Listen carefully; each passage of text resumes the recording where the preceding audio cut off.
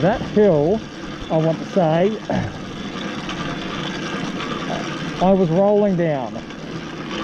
Obviously you heard the engine idle, but there was also no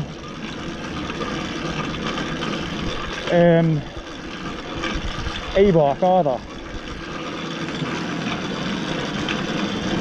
And we rolled down that hill as fast as I've had this engine pop out at.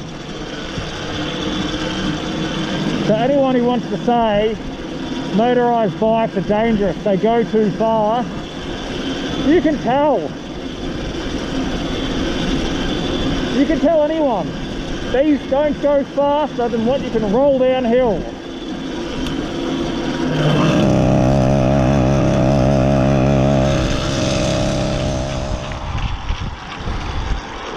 Alright, so I've got the GoPro attached to the Wi-Fi on my phone, chiefly because I've copped some pretty bad footage lately.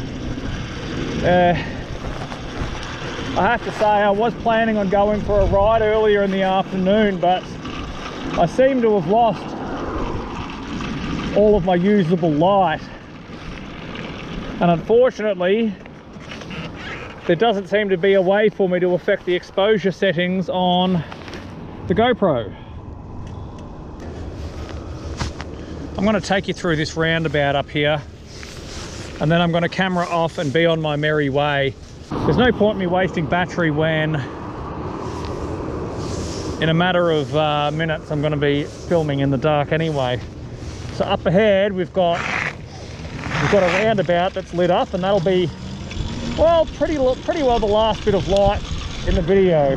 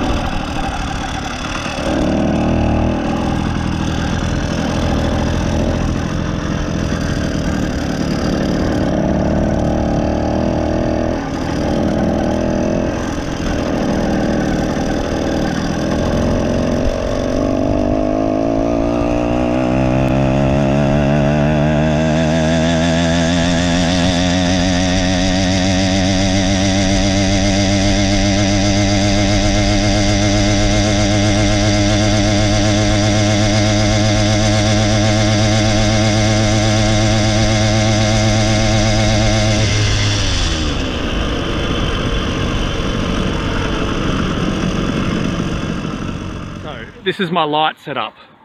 One light, two lights.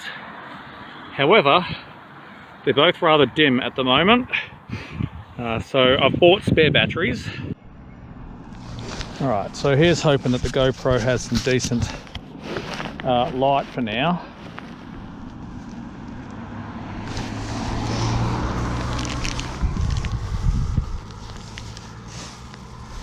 All my lights, it seems, are a little bit dim. Luckily, I bought spare batteries. Ooh.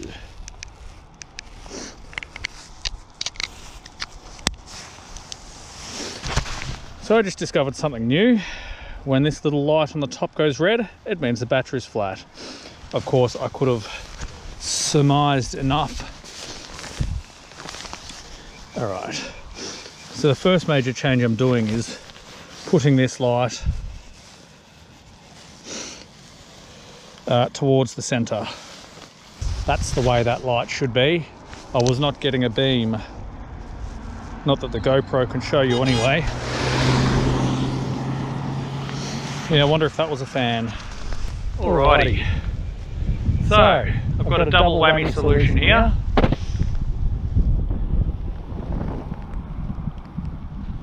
I've got a spotlight on my head. I'll move this one to the centre of the bike, and between the two I should be able to see a little bit better at night. As for the GoPro, look, I'm not holding out hope.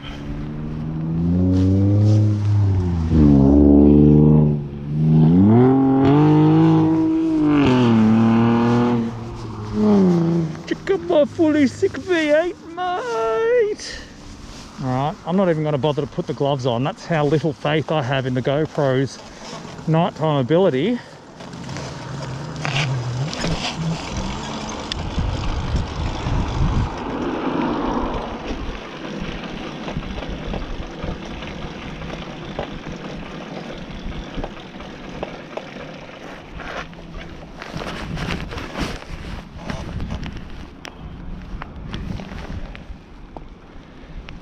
Yeah, look at that. So I want to talk to you a minute just about my night light setup. So of course, packing spare batteries was my saving grace tonight, as both my lights were pretty crap. This light here is better at picking out the fine stuff over the road, but my little headlamp here, I don't know how I ever lived without that. That's so much better for, you know, point of view riding, and I'm really annoyed that my camera really can't pick up more than that little dot, because I feel like I can see for miles with this thing. Today on Fashion of the Week.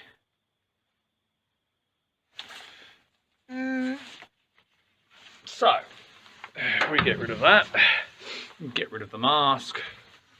Let's have a bit of extra light. Ugh, it's so bright and horrible.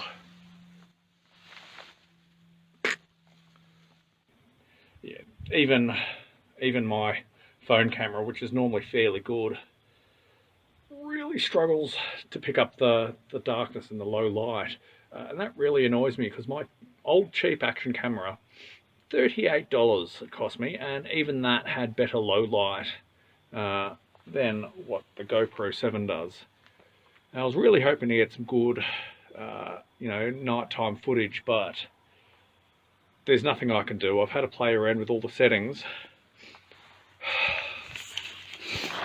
but nothing really seems to work. But the combination of these two lights gives me quite a bit of confidence. Confidence to ride country roads at night at a decent clip too. Look, unfortunately, there's really not much for me to say. There's not really any video I can do in this light. I had hoped to leave earlier in the afternoon, as I say, but it just wasn't meant to be. So it's probably taken me about 35 minutes to ride out here, and I've got to say, I'm not really in the mood for doing a big endurance night ride. Even though the weather is quite clear now, I'm not getting rained on, which is a blessed relief. But I think I might just have to head on home and call it a night. Okie dokie. So it does occur to me that the GoPro can melt to my helmet. However, I fear that once we get outside of this reflective surface,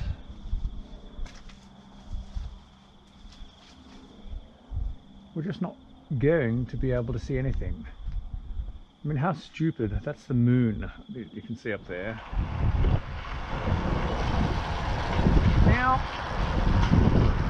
one of the reasons I like having that 1000 watt front hub on is that I can come through this quiet little country town at night completely in stealth mode. I mean, we're on the outskirts of town now, and oh no! That was a complete system failure. Hey Austin, is that what happened to you, mate? I just did a skiddy.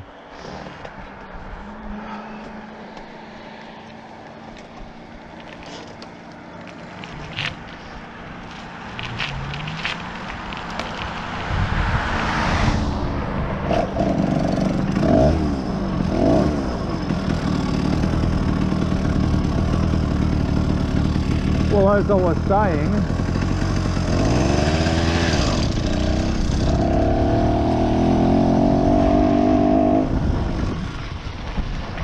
that just highlighted another reason I like the hybrid.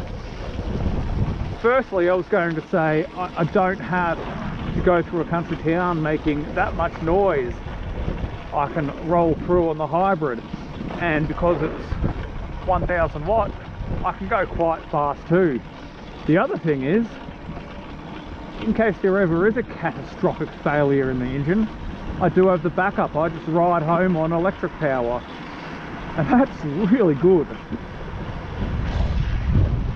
One of the things I am learning about this engine is you cannot just drop the clutch. I just had a compression lock-up, and I thought the engine had seized.